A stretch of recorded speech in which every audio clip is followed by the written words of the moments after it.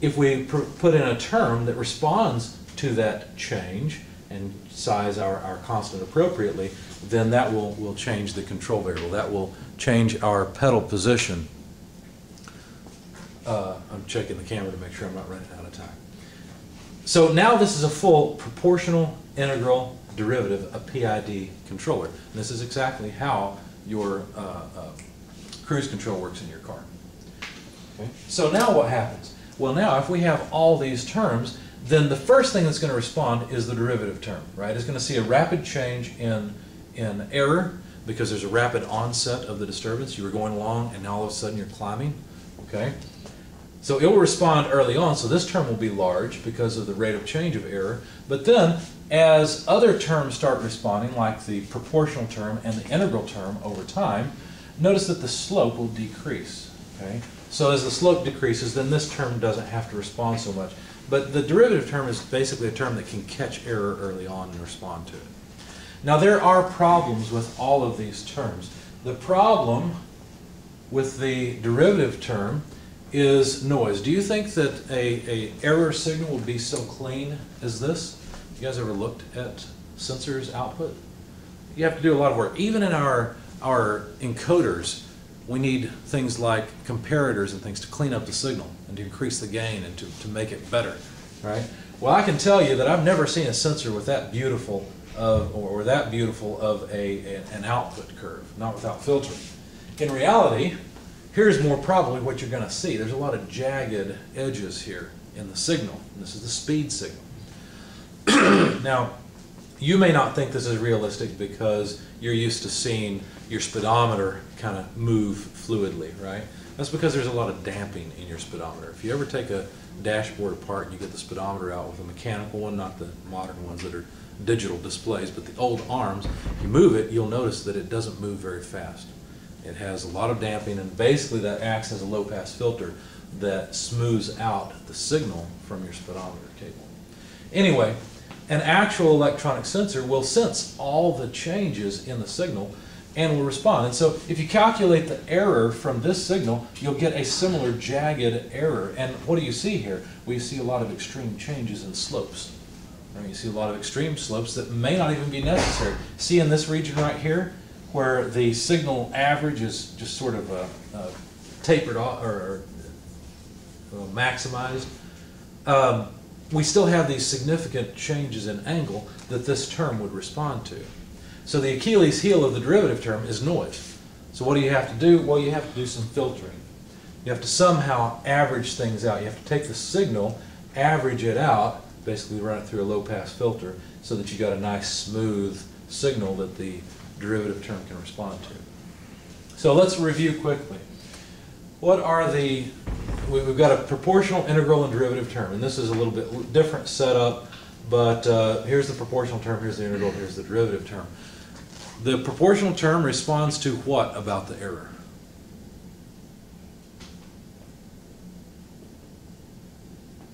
Its size, right? It responds to how big the error is. Okay. The integral term responds to what characteristic of the error? How long the error's been there. How long the error's been around, right? And how big it is, because the bigger it is, the quicker it accumulates. Good. The derivative term responds to what characteristic of the error? So, How quick it's changing. You might think of, the derivative term can be a little bit difficult to understand until you think of another scenario. You actually, as a driver, have at least 3 different controllers operating at once.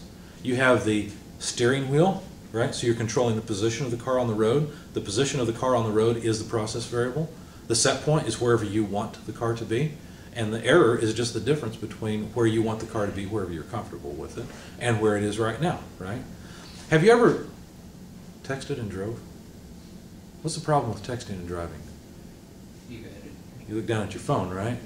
And error starts to accumulate. Your car starts to drift into another lane. What happens? You look up and you see that the error is very large. You see that you are moving towards the guardrail, right? And you don't want to be near the guardrail. You need to be over out of the way. And so you yank the wheel. You're responding proportionally, okay, because the error is so large, okay? And you basically just turned your controller back on. That's the problem with texting and driving. What about Another scenario. What about not the position of the car, but what about the position of the car not on the road, but relative to a car in front of you, right? So there's a car in front of you, you know that, you're going along, he's going along, things seem fine. You look down at your phone, all of a sudden what? Crash, you rear end him, right? Another reason texting and driving is so bad. What are you trying to control there? Well, you are trying to control the distance between his back bumper and your front bumper, right? And you're measuring that visually, and the difference between your desired, however far back you're comfortable with. Some people are comfortable with a whole lot less space than others. Okay, some people want a lot, some people want a little. But anyway, however much you're comfortable with versus where it is right now, that is certainly an amount of error, right? Now, if you look up from your phone and the error is changing rapidly, the error is increasing rapidly because this person just put on their brakes and you're coming up on their tail quickly, what are you going to do? You're going to slam on the brakes, right? You're going to respond very high because the rate of change of position of your car versus the car in front of you is changing rapidly. And you have to respond. You might even end up bending the steering wheel, okay? Because you put the brakes on so hard. So anyway, hopefully that helps you understand intuitively what the derivative term is all about. Now I presented this in a classic form where you have a proportional gain. That's what these K's are called. These multipliers are called gains. So a proportional gain, integral gain, and a derivative gain. But Honeywell controllers and a lot of controllers use a slightly different form of the equation. What they do instead is they have a proportional gain that they multiply by all of the terms, and they have what's called an integral time and a derivative time, but they call it reset time and something else, like rate time, I think, are the two terms. And I can never remember which one's which, but I think that the reset time is TI, which affects the integral term, and the reset rate is the derivative term, TD. Anyway, it doesn't matter. The point is that these gains affect how sensitive the controller is to how big the error is, how long it's been around, and how quickly it's changing. Now you always have to add the bias on the end in order to determine the actual control variable. So this bit here, all this bit of the diagram is in the controller. Now this is a industrial PID Honeywell controller. You can get many different flavors of these. This particular one used to cost, I think, about $1,000, $500 to $1,000, something like that. Nowadays you can go on Amazon. In fact, I'm doing this for the 214 machine element students, and you can buy a PID controller for about 15 bucks. Now, of course, it's going to come with a Chinese manual that you can't read, and you'll have to find the magic setting that makes it work. But and you wouldn't want to use it for an industrial process. Okay, but for a home process where you're heating something up, it works just fine, and you've got a PID controller. Anyway, this bit here, calculating the difference between the set point and the feedback, is something the controller does. In other words, the controller calculates error. It implements the PID equation to calculate not only the change in the control variable, but it adds the bias in as well to get the magnitude of the control variable that goes into the process. Obviously, the process has to be external to the controller because it's what you're trying to control with the controller. Now, there is a relationship between these two forms of the equation. Kp is just Kp, but the Ki, the gain for the integral term, if you compare the terms here, you notice you got Kp over Ti, and that's Ki. And for Td times Kp, that's the same thing as Kd. Okay, so you can look at these. I've posted the slides, and you can look at them in detail if you want. We'll go through more of the math. I know that this is probably a little bit intimidating, but we'll go through this math and how you would implement it in an Arduino controller. I found a really nice website where a guy already did a great job of explaining all this and explaining all the Achilles heels, the problem with proportional control, with derivative, and with integral control. Okay, all right, so our new problem basically is, given that we're going to implement this control law, and we can make a program to do it, which, by the way, there are libraries for the Arduino that allow you to implement PID control. Okay, our new problem is, how do we figure out the gains? How do we figure out how sensitive? Because if you choose the wrong gains, what will happen is the system will over-respond or under-respond. So in talking about gains, what we really need to do is measure the system. If you go to buy a car, you will want to test drive it, right? So you take it out on the road, and you want to see how tight the steering wheel is. So what do? You jiggle the steering wheel a little bit, right? You don't yank it back and forth. You jiggle it a little bit to see how responsive is the car to the steering wheel's position change, right? What are you doing there? You're basically measuring the system. Now let's say that you decide after you've bought your car, you go on vacation and you go down to, I don't know where Report would be, you get on a cruise ship. And the captain of the ship finds out that you're a VIP and he invites you to come up and take the helm and adjust the steering wheel. What might you do to test the sensitivity of that ship? You might jiggle the wheel a little bit. Now how much difference do you think there's going to be? Say that you got a Beamer versus a cruise ship. Okay? The Beamer, you move the wheel a little bit, the car is going to do this, right? In the cruise ship, probably nobody's going to notice, right? Because you got to turn the wheel pretty far before things start happening, right? Plus, it's such a large system, it takes a long time before that system starts to respond, okay? What are you doing there? You're measuring the system. That's basically what we need. If you had a cruise control for this truck, and you took that cruise control with its gains, and you put it in this little bitty car, what do you think would happen? Well, to get this truck to turn, or let's not talk about turning, because you wouldn't put a cruise control on the steering. Let's talk about the speed. Let's say that you got this truck and you got a trailer hooked up to it, right? And so it's pulling a load and you set the cruise control. Do you think that you would have to really mash the gas pedal when a disturbance comes along to overcome the disturbance? Yeah, right? The truck is not super overpowered. I don't know if you guys know this, but the power to weight ratio of trucks like this is actually not all that good. That's why they can't accelerate like crazy like a little sports car can. So the gains have to be higher here to get the system to respond.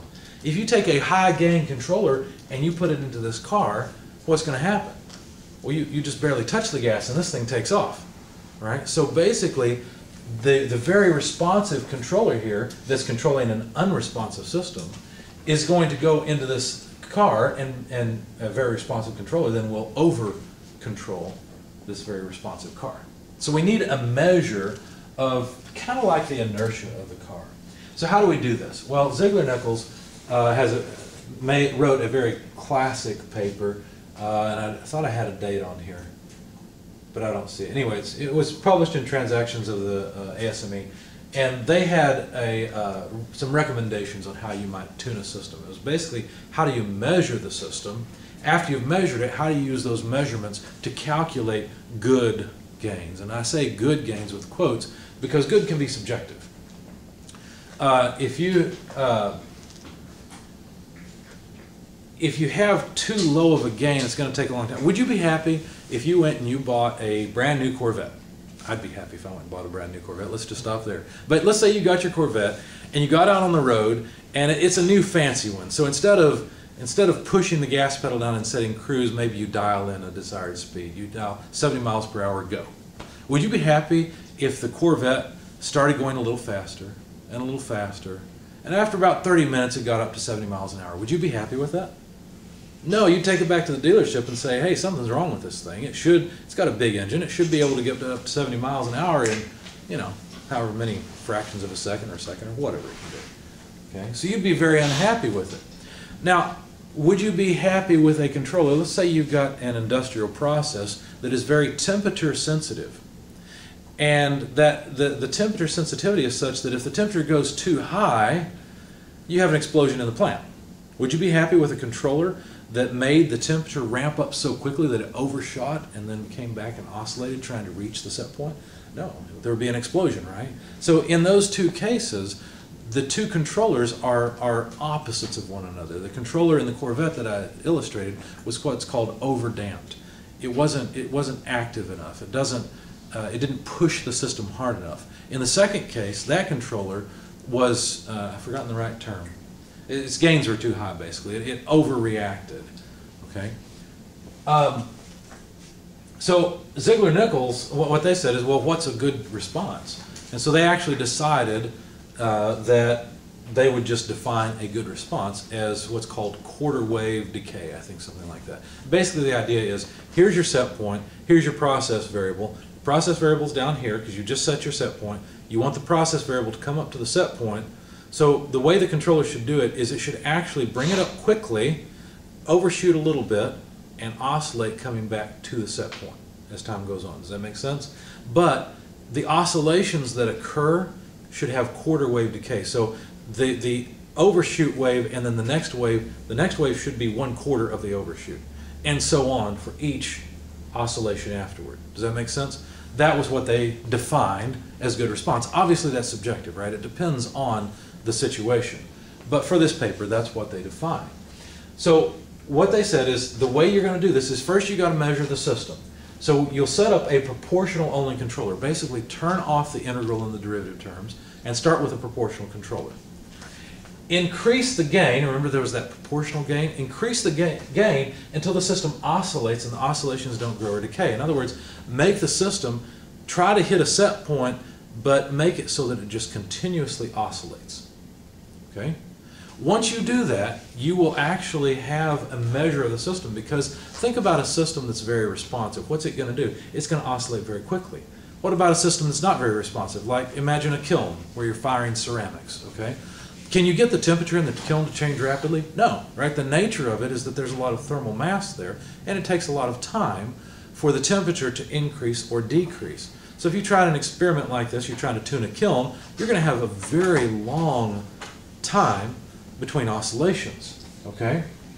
Whereas with a car or an electronic circuit, you're going to have very quick oscillations. And that's just the nature of the thing, right?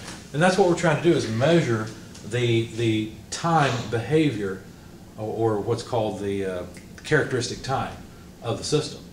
Anyway, once you find the magic gain, proportional gain, that makes the system oscillate continuously without those oscillations getting out of hand and growing, which seems to be what's happening with our political system, by the way. The oscillations are growing, they're not decaying. I wish they would. But anyway, record that particular gain as what's called the ultimate gain.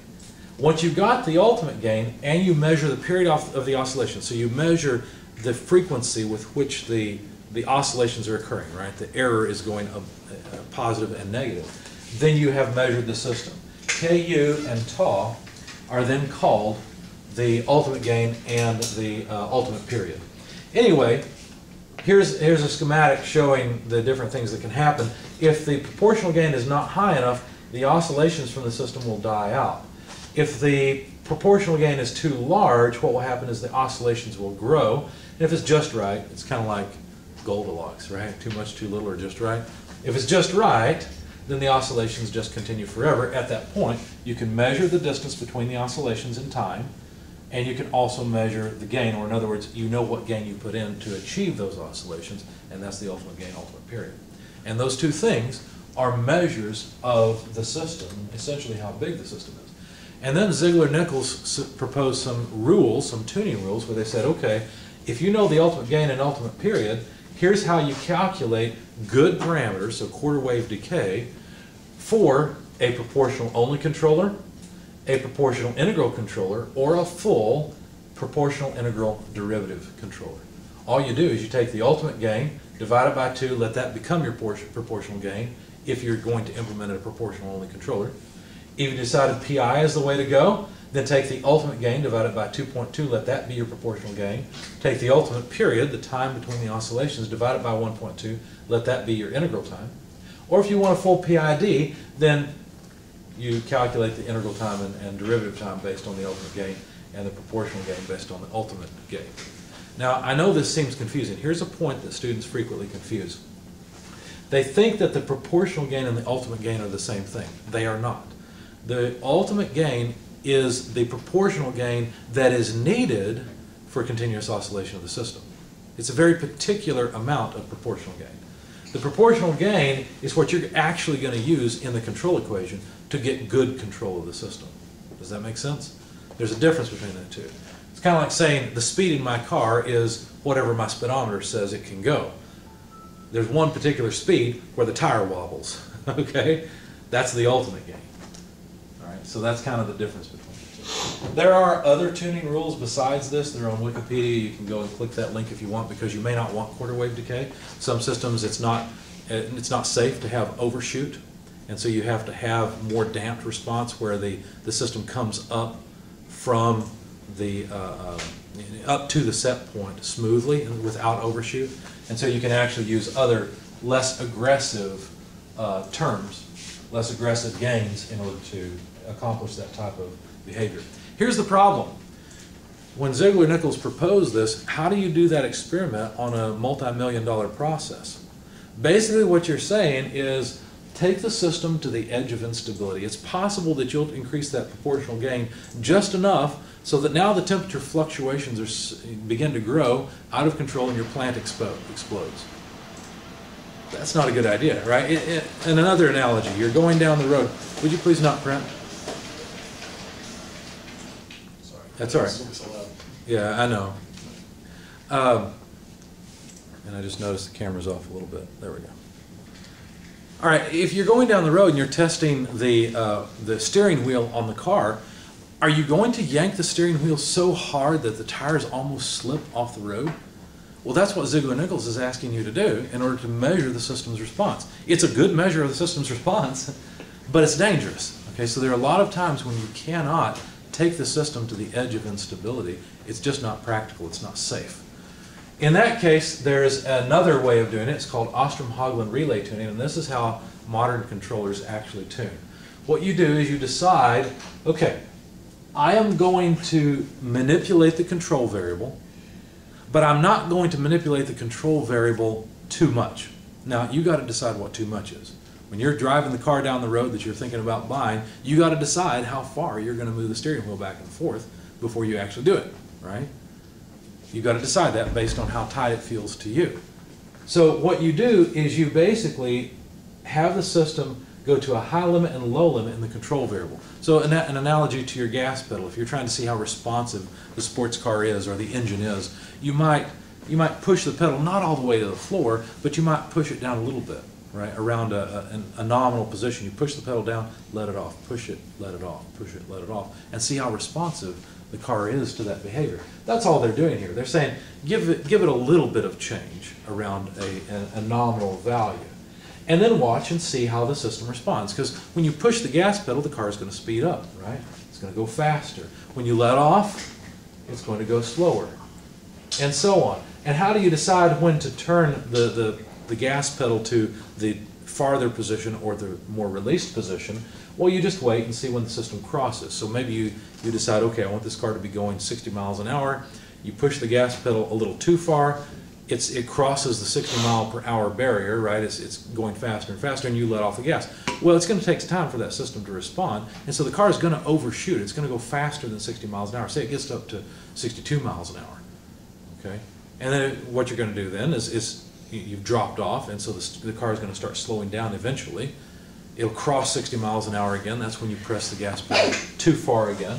And look at how it responds. Well, Ostrom-Hagelin showed mathematically that if you do this, the ultimate gain is very close to 4 over pi times the amplitude of your modulation.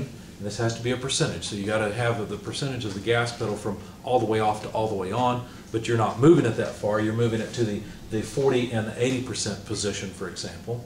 Okay. That amplitude is half of that difference, so it's 20%. And then you just divide by the error in percentages. Now, the error in percentage has to be based on how fast the car can go. So this is just how much variation there is in the car's speed as a percentage output as well. Anyway, once you put those together, you can calculate the ultimate gain. Now, if you understand all this, great. If you still feel a little lost, it's okay. I'll take you through this a step at a time in the labs. Okay? And here's an example. I'm not going to go through this. I will ask you guys to download this presentation, go through this slide in a lot of detail. Okay? So this is a step-by-step of how you would use Ostrom relay tuning in determining your car's performance with the gas pedal, right, in speed. It's characterizing your car's speed, which would take into account the car's mass as well as its engine's performance and any delay inherent in the system. Okay, so go through that in detail. I'm running out of time on the camera, so I'm not going to go through that. I'll ask you to do it. And please ask me any questions you have about it. So what do we talk about? Well, we realize that PID controllers manipulate control variables. They respond proportional to the magnitude of error, integral and derivative error, and they have to be tuned. Okay? So I asked you some questions. Let's see how much you understood. I asked you about what the proportional, integral, and derivative terms do, and you said that the proportional term responds to the magnitude of the error, how big it is. The integral term responds to how long the error has been around, and the derivative term responds to the rate of change of the error. Let me ask you a question. What's the problem with proportional control? What is its Achilles heel? You remember? Do you understand? It'll oscillate. If it's too big, it can oscillate, but the root of the problem is by itself, it's not good enough to control the system acceptably. In other words, there's always steady state error. Remember that in proportional control, there always has to be some error for it to respond at all, because it's just proportional to the error. So it cannot completely reject a disturbance. That's the problem with proportional gain. What about integral gain? What's the problem with it? Tends to overshoot. It's not so much that it tends to overshoot. It can. There's another problem. You're on the right track, though. I know what you're thinking. Integral windup. Integral windup is the problem, right? So when the system is saturated, when it just can't do any better, why keep track of it, right? It's like my daughter. If she's doing her level best to do her math and she just can't do any better, would I hold that against her? Of course not. On the other hand, if she is unwilling to do her homework, I'm not going to do my homework. I'm going to sit down and get on my phone. Well, that's a problem, right? So there's a lot of analogies here. So integral gain, the problem with it is integral windup. So remembering an error when there's nothing that can be done about the error.